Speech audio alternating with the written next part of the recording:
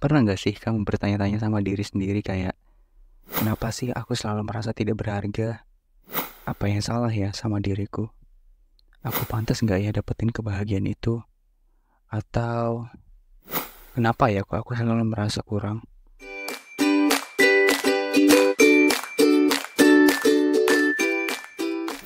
Pertanyaan-pertanyaan kayak gitu seringkali muncul ketika seseorang merasa kurang atau bahkan tidak mencintai dirinya sendiri.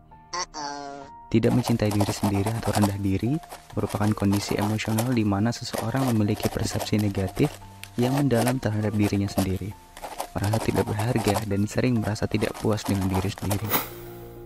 Penyebabnya pun bisa beragam, bisa karena adanya pengalaman traumatis, penolakan, tekanan sosial, bandingan diri dengan orang lain, atau norma-norma sosial yang tidak realistis. Untuk gejalanya juga sangat bervariasi, bisa meliputi perasaan tidak berharga, perasaan tidak pernah puas dengan diri sendiri, merasa nggak pantas ngedapetin kebahagiaan, keraguan diri yang berlebihan, rasa malu yang berlebihan, dan kecenderungan untuk merasa bersalah atau menyalahkan diri sendiri. Tentu, gejala-gejala tersebut akan berdampak buruk bagi kesehatan mental dan fisik kita. Bisa bikin depresi, kecemasan, isolasi sosial, gangguan makan, masalah hubungan, bahkan pemikiran atau perilaku yang berpotensi untuk membahayakan bagi diri sendiri.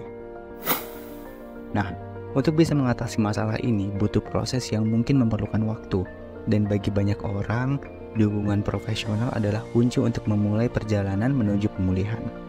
Yang harus kamu ingat adalah masalah rendah diri ini bisa diatasi, dan berikut beberapa langkah awal yang bisa kamu terapkan untuk membangun harga diri yang lebih positif. Langkah pertama yang bisa kamu lakukan adalah dengan berolahraga secara rutin. Ngomongin soal olahraga, banyak banget konten kreator yang ngebahas tentang pentingnya olahraga bagi kesehatan. Mulai dari memperlancar peredaran darah, menguatkan otot, tulang, dan jaringan pengikat tubuh, memberikan keseimbangan fisiologis tubuh, mengurangi kelebihan lemak dan membakar kalori, menambah daya tahan dan berbagai manfaat lain yang kalau aku sebutin satu-satu bakal bikin kamu bosan karena durasinya bisa panjang banget. Tapi kamu tahu nggak, ternyata olahraga bisa meredakan emosi negatif dan akan membuat seseorang merasa jauh lebih senang dan enjoy dengan dirinya sendiri loh. Saat kita berolahraga, hormon endorfin akan diproduksi oleh otak. Hormon endorfin adalah hormon yang dihasilkan oleh kelenjar yang dapat memberikan perasaan tenang dan daya tahan terhadap rasa nyeri. Hormon inilah yang akan memberikan perasaan tenang dan bahagia. Nah, di sumber yang sama, olahraga juga bisa mengatasi ketegangan dalam kehidupan, mempertajam kekuatan mental, menambah kapasitas dalam berpikir, mengurangi ketegangan dan depresi, hingga mengurangi proses penuaan. Selain dengan merawat kesehatan kulit, jangan lupa olahraga biar proses cinta sama diri sendiri jadi lebih gampang ya. Cara yang kedua adalah dengan belajar menjadi cuek. Cuek yang aku maksud di sini bukan cuek dalam konotasi yang negatif ya, tapi lebih ke nggak ngedengerin omongan orang lain yang seringkali bikin kita nggak bisa nerima diri kita apa adanya. Aku sendiri ngerti, nyuekin omongan orang itu susah banget, terutama bagi kita yang memang tipikal orang yang pemikir. Satu kalimat orang bisa kepikiran sampai berhari-hari, berminggu-minggu, atau bahkan sampai bertahun-tahun. Rasanya omongan itu nempel dan berputar-putar di kepala. Tapi percaya nggak percaya, ada banyak dampak negatif yang akan merugikan diri kita sendiri kalau kita tetap ngedengerin omongan-omongan yang bahkan belum tentu dipikiran sebelum mereka omongin ke kita. Beberapa dampak negatif yang akan hadir jika kita terus ngedengerin omongan orang adalah kita jadi nggak punya standar hidup. Selain sangat melelahkan, hidup kita juga nggak akan berjalan atas kemauan kita sendiri. Kemudian kita jadi sulit untuk merasa bahagia, karena terlalu mendengarkan kata orang biasanya akan memberikan tekanan baru buat kita. Seberapa kuat pun kita menahannya, perasaan ini akan menggerogoti diri kita dan akhirnya jadi nggak ngerasa enjoy dan bahagia. Dampak lain adalah hidup jadi terasa kosong. Ini masih berhubungan sama poin yang sebelumnya aku bahas. Terlalu mendengarkan kata orang juga bikin hidup kita terasa kosong karena memang gak sesuai dengan kata hati. Ujung-ujungnya jadi gak bisa deh nerima dan mencintai diri sendiri. Belum lagi kalau hasil yang kita dapatkan gak sesuai sama ekspektasi orang. Wah, bisa-bisa ujaran kebencian dan kecemburuan gak henti-hentinya dilontarkan ke kita. So, daripada energi dan pikiran kita habis hanya karena kita terlalu mendengarkan omongan orang, Belajarlah untuk menjadi cuek dan gunakan waktu serta energimu untuk mengembangkan diri dan menjadi lebih baik sesuai dengan apa yang kamu inginkan. Gak apa-apa sesekali ikuti dan dengarkan kata orang jika memang baik untuk kita.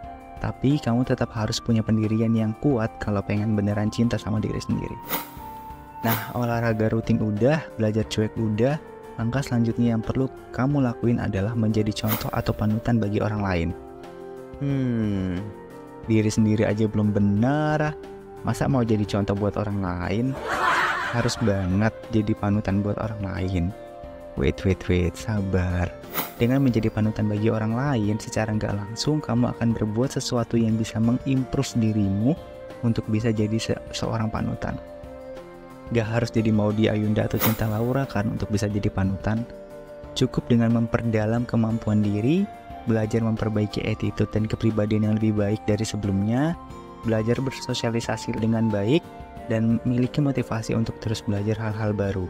Kalau jadi contoh bagi orang lain terasa sulit, cobalah jadi contoh untuk diri sendiri dulu. Pelan-pelan dan gak perlu terburu-buru. Tapi percayalah, dengan konsisten melakukan poin ini, tingkat kecintaan terhadap diri sendiri akan terus meningkat. Selanjutnya, hal yang gak boleh kamu lupain adalah miliki kontrol terhadap diri sendiri.